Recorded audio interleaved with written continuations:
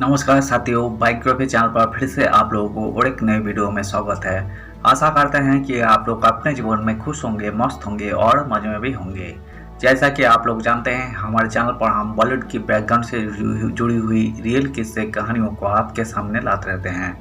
बॉलीवुड की बैकग्राउंड में अनगिनत किस्से कहानियाँ छुपी हुई होती है जो कि हम जन तक नहीं पहुँच पाते हैं। हमारे चैनल पर हम कोशिश करते हैं उन्हीं किस्से कहानियों को आपके सामने लाने की। तो चलिए कहानियों पे चलते हैं, शुरू करते हैं। जब मस्जिद ने मोहम्मद रफ़ी की कमाई को बताया था नाकप्पा नापाक, लीजेंडरी सिंगर ने दिया था यही जवाब। मोहम्मद रफ़ी की बहू यास्मीन खालिद रफ़ी की किताब के मुताबिक अब्बा हमेशा अपने साथ कार में नोट और सिक्कों से भरा एक बक्सा रखते थे।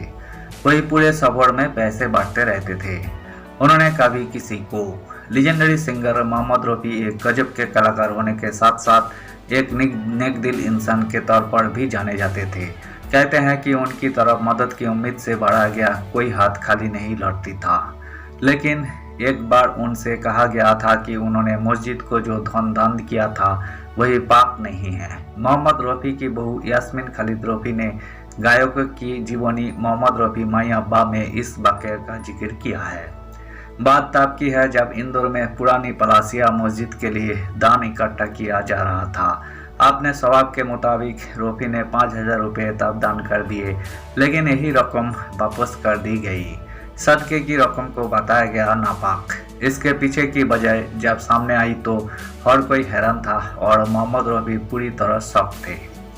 यास्मीन ने 2012 की किताबों में लिखा, मस्जिद समिति ने फैसला किया था कि रफ़ी साहब की कमाई का इस्तेमाल मस्जिद के लिए नहीं किया जा सकता। उनकी कमाई पाप नहीं है क्योंकि इस्लामों में गाने को जायज़ पैसा नहीं माना जाता और इसलिए कोई धार्मिक हस्तियां ऐसे जरियों से कमाए गए पैसे को अस्वीकार कर देती थी। रफ़ी को एक शांत और शालीन शख्स के तौर पर जाना जाता था जो रुक रुक कर बोलते थे, लेकिन उस दिन उन्होंने आपा खो दिया और एक ही सांस में सब कुछ बोल गए। रफ़ी ने मस्जिद को दिया था करारा जवाब। उस वक्त रफ़ी ने जो कहा था उसका जिक्र करते हुए यास्मीन ने उनके हवाले से किताबों में लिखा, अल्लाह ने मुझे बचपन से ही यही हुनर दिया है जिसका मैं पूरी मेहनत और ईमानदारी से रियाज करता हूँ और यही दुनिया के सामने भी है। फिर भी मेरी कमाई नापाक है। इस विषय पर दो राय हो सकती है, लेकिन अगर इस मामले में इस्लाम का मूल संदेश यही है तो सिर्फ अल्लाह ही जानता है कि किसकी कमाई जायज़ है और किसकी नाजायज। किसी भी धार्मिक काम में मदद करने या ज़रूरतमंदों को दान देने की रफ़ी की आदत लाहौर में उनके बचपन के दिनों से थी, जब नन्हे रफ़ी एक फकीर की ओर आकर्षित हुए थे। हर सिग्नल पर सिक्के बांटते जाते थे मोहम्मद रफ़ी।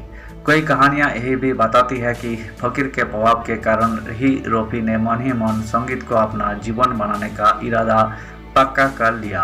यही फकीर सूफी कवियों के गीत गाते थे। यास्मीन की किताब के अनुसार अब्बा हमेशा अपने साथ कार में नोट और सिक्कों से भरा एक बक्सा रखते थे।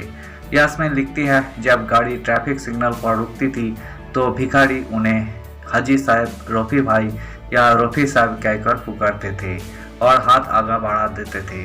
अब्बा पूरे सफर में पैसे बांटते रहते थे। उन्होंने कभी किसी हाथ को खाली नहीं छोड़ा। गुल्लक तोड़कर फकीर को दिए सारे पैसे। रफ़ी इसके पीछे की वजह बताते थे। वही कहा करते थे, बचपन से ही मेरी यही आदत रही है।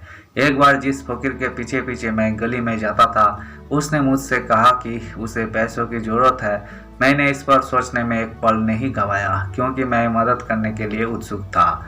महज 10 साल के रफ़ी ने मिट्टी की गुल्लक से सारे पैसे निकलकर उस फकीर को दे दिए, जिसमें उनके माता पिता अपने खुले पैसे और कुछ बचत जमा किया करते थे।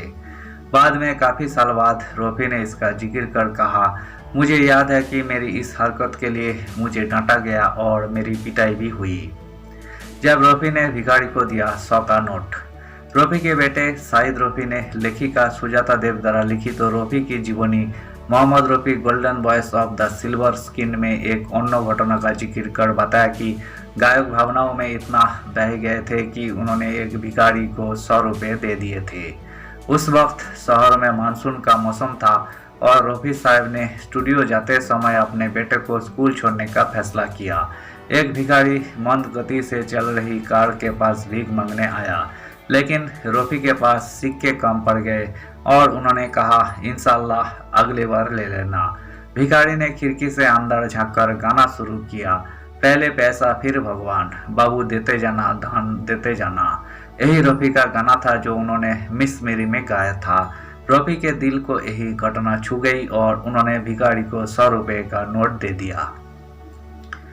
धन्यवाद साथियों। इस वीडियो में हमने मोहम्मद रफ़ी साहब जो कि बॉलीवुड के मशहूर सिंगर थे, सो उनकी ज़िंदगी से जुड़ी हुई कुछ किस्से को आपके सामने रखने की कोशिश की है।